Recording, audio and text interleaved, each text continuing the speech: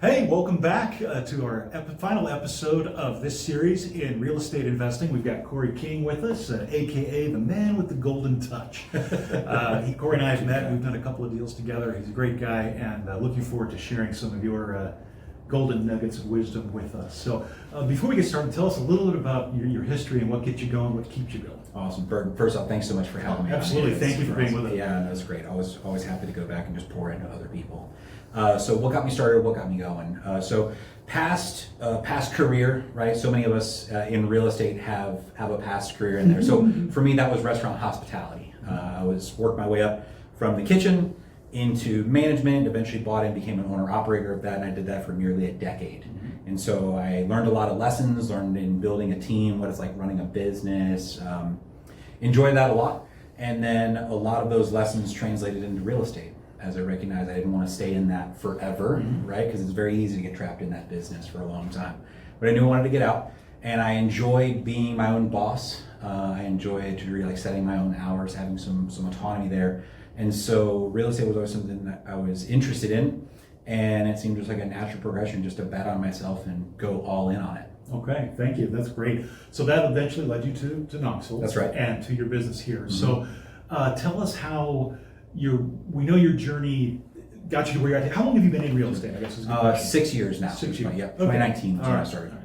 So where is your business at right now? Tell us a little more about Grid, Casa, and how that works together. Yeah, so my first couple of years as a solo producer, and eventually started to make sense to start building out a team. I started hitting a certain ceiling where I can only do so much at the end of the day, and so you start leaning on other people, right, bringing in more help in order to accomplish the mission. So now I've got myself and 6 other agents in production. We're pacing to close probably just over 100 units this year, which is super exciting to see. That was congratulations. Thank you. That was our goal starting out. Hit the goal, good. Yeah, that was our goal starting out.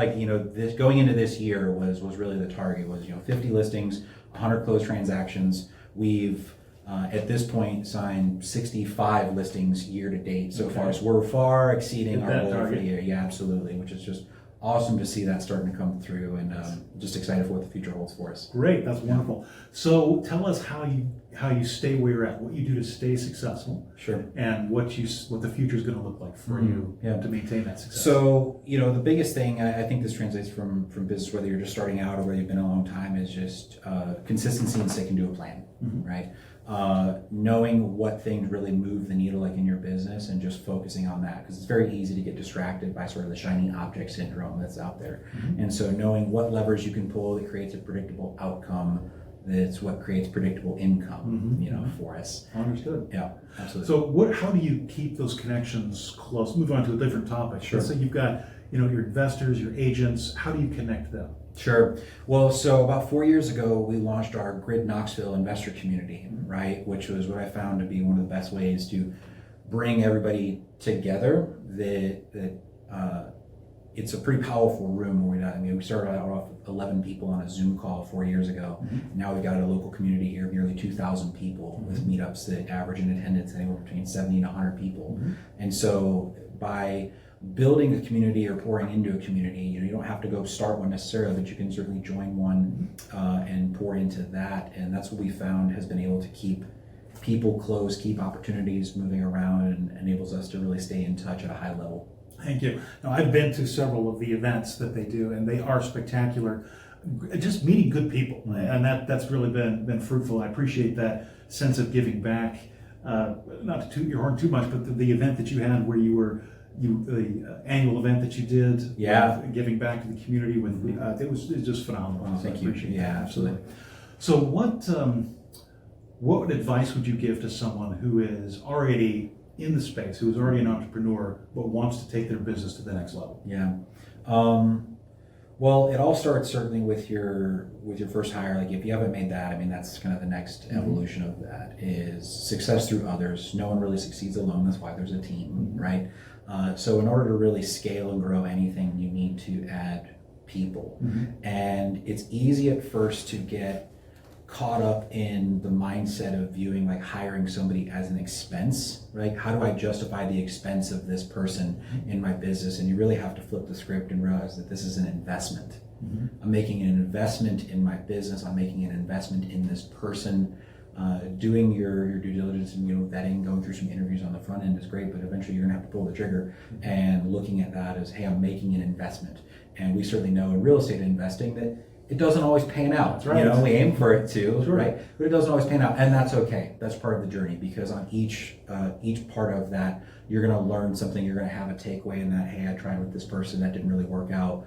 You can self-reflect if you're humble enough. You can look back and like, where did my communication go wrong in that? How could I have set better expectations on this with this person? That's often what I found is the biggest challenge for folks when they're doing that too, right? Is it's unmet expectations because the communication breakdown is just there. We're just not setting things up on the front end properly. Understood. Yeah.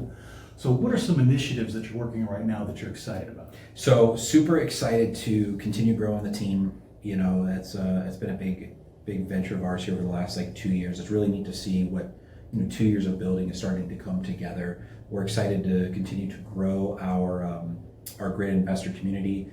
And really the next venture I'm pretty excited to dive into, which is going to be towards Q4 of this year, is actually our own acquisition, kind of the direct cash offer kind of route, and build that out as a whole separate sales team, such that I have 2 sales teams that feed each other at that point, which is something I'm very excited to build out. And we're building some cool stuff right now. AI is a pretty incredible tool, working on some pretty impressive things. I'm excited to really launch here towards the holidays. Excellent. Let's take a little segue into AI for a minute. So brand new to most folks. ChatGPT is not the only AI out there. Sure, that's right. So tell me a little bit how you're leveraging AI as a tool for your team. Yeah, so we're finding it for a number of just simple tasks. What's pretty impressive, ChatGPT is the one I'm most familiar with, and so that's the one I probably spend the most time in. There are some great platforms out there. That's just the one I've gotten familiar with it.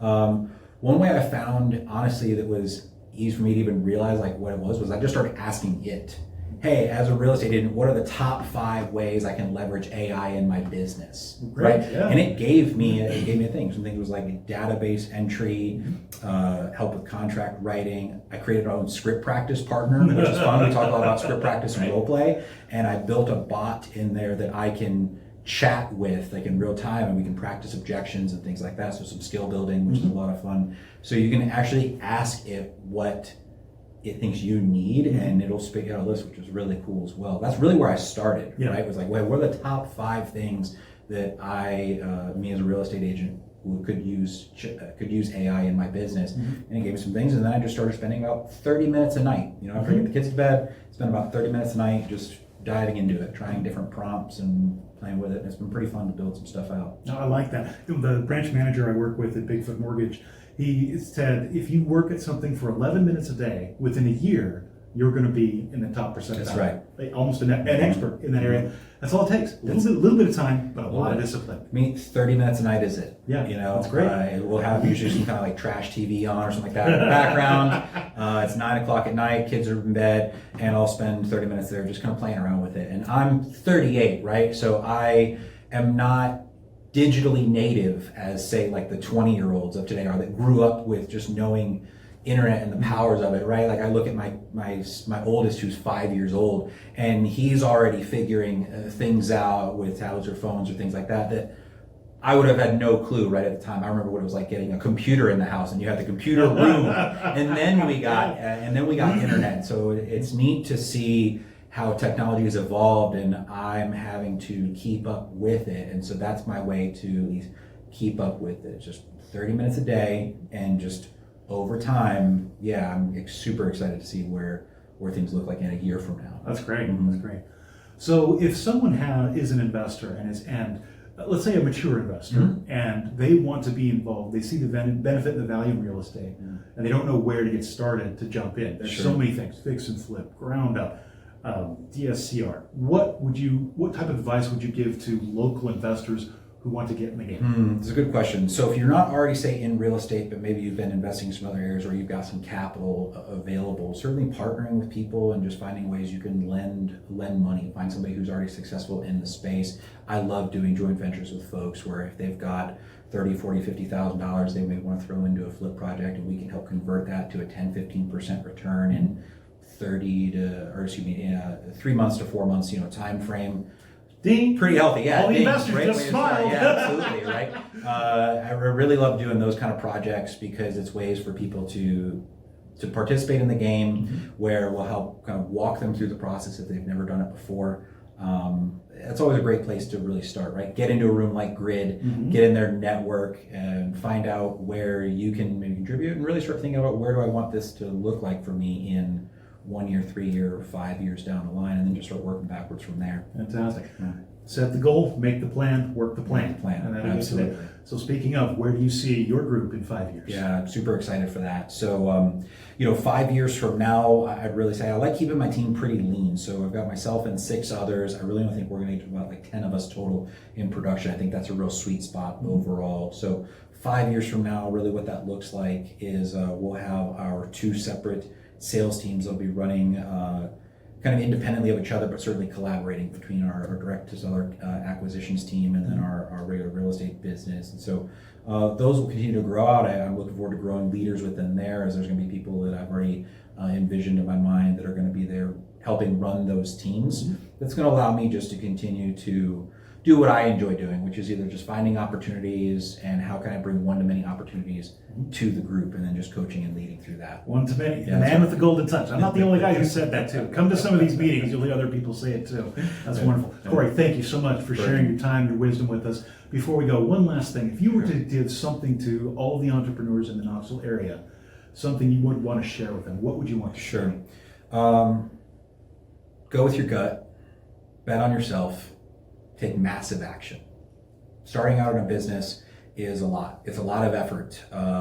It's the analogy I like to use. It's like when they launch a space shuttle, right? When they just put the shuttle up into orbit, it's like 80-90% of the fuel is used just to get that thing into space and get it into orbit, right? So I think people discount the amount of like action and activity it really takes to get a business started. That first 2 years or so is the real grind. That's where you're really gonna know you're gonna know yourself, by that point really well. But if you can see it through, be willing to take the massive action. Once you've got that thing into orbit, well, at that point, then it's just little course corrections along the way, right? If you find yourself drifting a little bit here, okay, well, we just course correct and we get back going. So, yeah, go with your gut, bet on yourself, take massive action. Great, fantastic advice. Yeah. Thanks again, Cory. So great to have you. My pleasure. Thanks so much for having me. You bet.